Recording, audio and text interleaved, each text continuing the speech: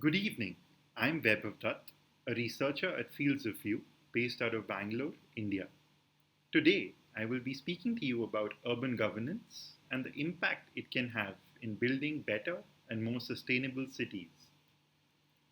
Let's start with a simple question. What is a sustainable city? Does it need to have adequate green cover? Should it meet everyone's energy needs?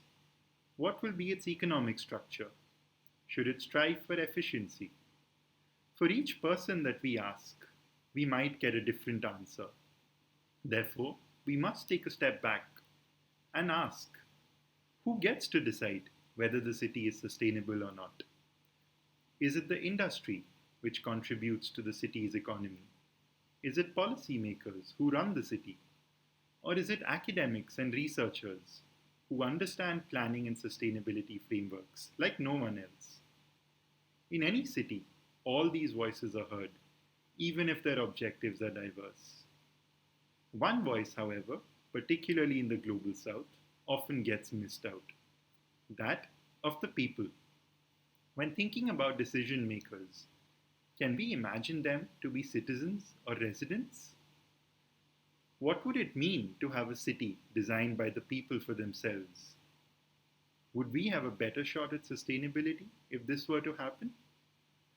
To understand this better, we must examine the relationship between people and city governance. Over the past many decades, urban governance has been characterized by a corporate outlook, wherein governments are withdrawing to become regulators, institutions have become suppliers whose job is to efficiently manage resources, and people are seen as passive consumers with demands. Underlying this system is the fact that the role of law has been reduced to that of mere oversight, simply creating a contractual relationship between private entities, people, and the government. In this paper and presentation, we seek to imagine a different role for law and governance. We argue that law must be used as a tool for facilitating participation, priority setting, and decision making. If this is done, then governance shall no longer be confined by service delivery. Instead, it will be defined by participatory dialogue between stakeholders. Institutions shall not only manage public resources, but also ensure critical engagement amongst diverse actors. But why are we arguing for this shift in frame? We want people to become active participants in formal planning processes because we know it leads to improved sustainability outcomes. Evidence from multiple studies has shown that providing people the ability to involve diverse stakeholders, set priorities, access public institutions, or determine the use of technology leads to more sustainable results. This link might be clear, but there remains a challenge. How do we design processes for a sustainable city? Or more tangibly, how can government plan for adequate services and infrastructure? Conversely, how can people participate in formal processes?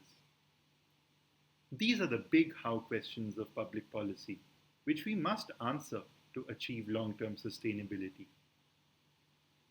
Let us look at the first how question of participation and inclusion.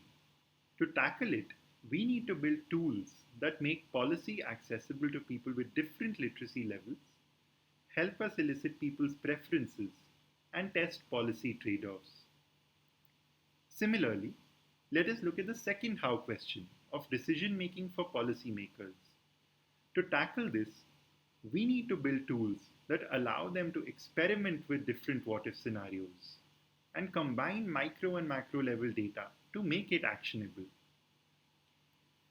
We illustrate our alternative framing through India's 74th Constitution Amendment Act and how it can be used to improve formal participation and consequently achieve better sustainability.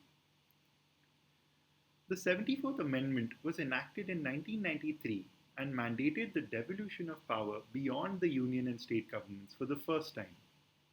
It envisaged people as planners for their cities and allocated many major functions such as waste management and land use planning solely to the city. However, even though almost 30 years have passed since it was enacted, the law has barely been implemented in any Indian city. While not many disagree with its principles, the challenge remains as to how to use it effectively. At Fields of View, we have been building tools that leverage the principles of the 74th Amendment and help citizens plan for their cities. In order to increase citizen participation, we have adopted three major pathways, namely making policy accessible, capacity building, and learning and testing policy scenarios. In the next few slides, we will showcase how tools can be effectively used for succeeding along these pathways. The first tool is a curriculum on the 74th Amendment designed to make the law accessible to people.